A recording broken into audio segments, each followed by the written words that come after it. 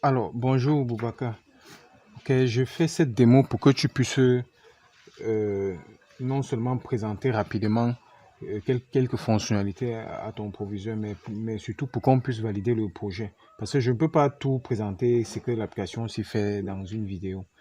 Donc, ok, donc je vais rapidement me connecter à la plateforme et te montrer de façon très brève comment ça fonctionne. Donc, j'entre le login qui est admin, le mot de passe admin. Donc ça, c'est pour le super administrateur.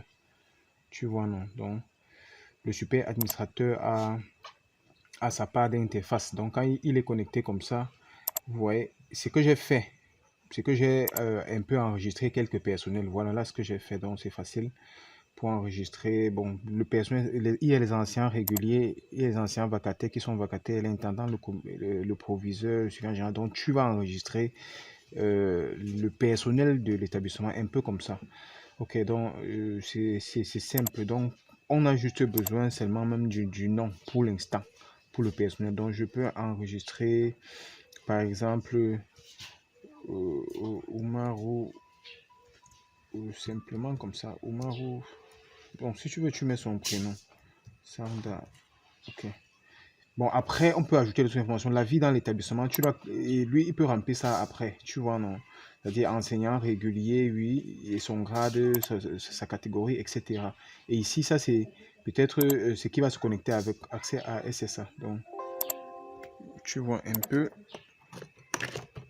Ok, donc je vais supposer que Oumarou, il va entrer Oumarou pour se connecter avec en majuscule Oumarou, Oumarou.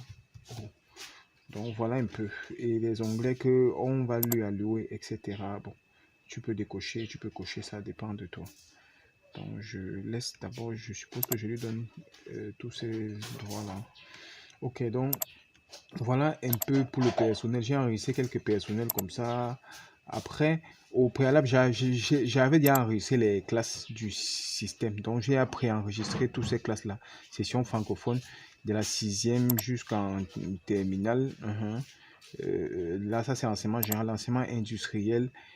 Bref, on va décocher toutes les classes que vous n'avez pas chez vous là-bas. Parce que je suis sûr que j'ai mis beaucoup de classes. Donc, on va au fur et à mesure décocher les classes que vous n'avez pas. Donc, c'est hyper complet ici. Ou bien ajouter si il y a certaines classes que il y a ici qu'il n'y a pas bon paramédical, etc. Donc, ben, je pense quand même que et pour la session anglophone, l'enseignement général de la session anglophone dont j'ai enregistré. Bon, c'est vrai que la session anglophone, je ne sais pas si vous avez d'autres classes de la session anglophone côté industriel. On va ajouter le moment venu.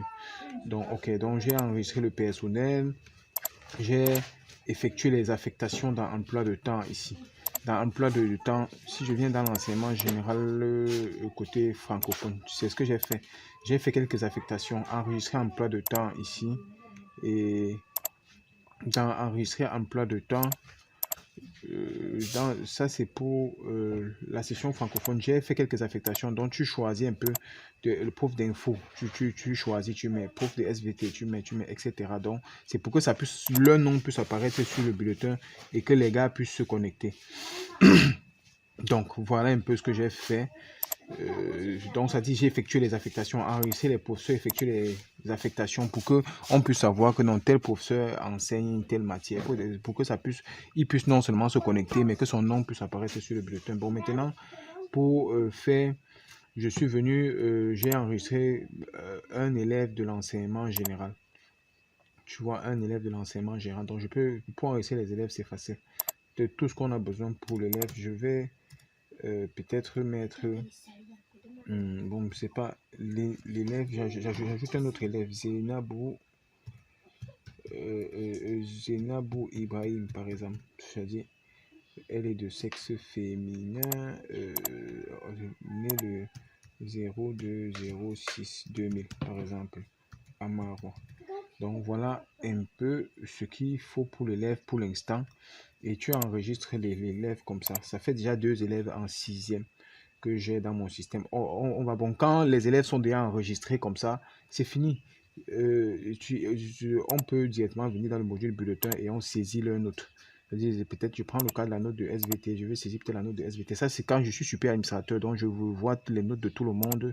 Alors que si un enseignant se connecte, il va simplement voir ce qui lui concerne. Donc, je vais supposer que je suis un enseignant de... Je suis par exemple Aboubakar, par exemple, Aboubakar. Je vais me déconnecter ici, là, et je me connecte en tant qu'Aboubakar. Et je me connecte en tant qu'Aboubakar.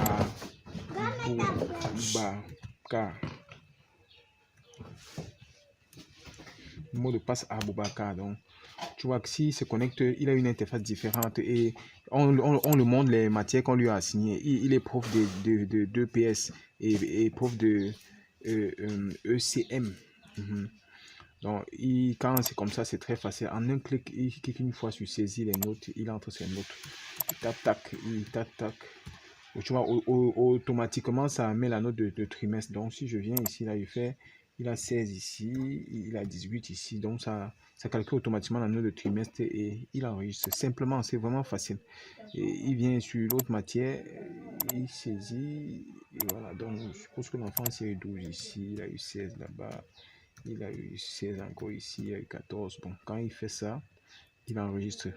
Tu vois, quand il enregistre, c'est tout ce que l'enseignant fait. C'est tout ce que lui peut encore venir ici, là, par exemple, mais venir sur son compte, il met à jour son profil, mettre à jour votre compte. Donc, il entre sur tous ces paramètres-là pour la présence effective et tout. Donc, c'est tout ce que l'enseignant peut faire. Il vient, quand il se connecte, il attaque, il saisit ses notes en un clic et il se déconnecte et c'est bon. Donc, il lui peut saisir avec son téléphone aussi, il se connecte avec le téléphone. Donc, je reviens dans la session administrateur et on va un peu générer les bulletins et on va voir ce que ça donne. Donc, je viens dans bulletin. Bon, tu peux saisir même les notes sur cette session. Si je suppose que le gars, il a eu 7 en SVT, il a eu 18. De l'autre côté, bon, j'enregistre. Bon, je viens sur, maintenant pour générer les bulletins, je viens sur bulletin, j'actualise d'abord pour que ça calcule tout et après, tac, je génère. Donc voilà un peu comment la génération des bulletins se font. Après, j'imprime ici et je convertis en PDF. Tu vois, donc il y a 2 bulletins comme ça et je peux enregistrer sur ma machine au format PDF. Je peux appeler ça les bulletins de la 6e. Bon, je vais t'envoyer ça et tu vas... bon, la petite démo que j'ai fait ici. Et toi aussi, tu vas pouvoir faire la démo à ton proviseur. Et voici les bulletins que j'ai générés. Vous voyez là, tu vois. Bon, ça, c'est le bulletin réduit. C'est le bulletin réduit, d'accord? Donc, si je veux sortir le bulletin avec les statistiques bien jolies, donc encore plus garnies que ça, je viens dans les paramètres ici. Je vais choisir l'option ci. L'option ci, on dit générer les bulletins par classe. Si je mets à 8 et j'enregistre. Maintenant, si je veux générer le bulletin, tu vas voir la différence maintenant. Ce sera un bulletin un peu plus complet avec les statistiques. Tu vois que ça sort avec les statistiques. Donc, je vais t'envoyer les 2 styles de bulletins. Si vous allez choisir, si vous voulez le bulletin simple ou bien le bulletin complet, quoi. Donc, ça, c'est pour les bulletins de trimestre. Il y a les bulletins annuels, il y a les livrets, il y a donc je peux appeler ça complet. Tu me suis un peu, j'appelle le bulletin ici le bulletin complet. Donc c'est un peu comme ça. Et ensuite, si je vais actualiser, je peux générer les bulletins annuels. Il faut que tu vois un peu comment le bulletin annuel se présente. Voilà comment le bulletin annuel est. Et je peux sortir aussi le livret. Voilà comment le bulletin annuel est. Et voilà comment les livrets numériques qu'on envoie en haut, ça sort au niveau de l'application. On peut aussi sortir les bulletins par séquence. C'est-à-dire que je sors seulement le bulletin de la première évaluation, deuxième évaluation du premier trimestre. Donc, les bulletins séquentiels. On peut sortir les bulletins séquentiels. Voilà le bulletin de la première évaluation. Ok, bon, je ne peux pas tout te présenter. Il y a vraiment les stats, donc tous les rapports du conseil d'enseignement, sortons un peu les statistiques, on va imprimer les statistiques. Je viens ici, là, tu peux sortir d'abord le PV des notes. Voici comment le PV des notes sort. après le PV des notes, il y a les statistiques par classe.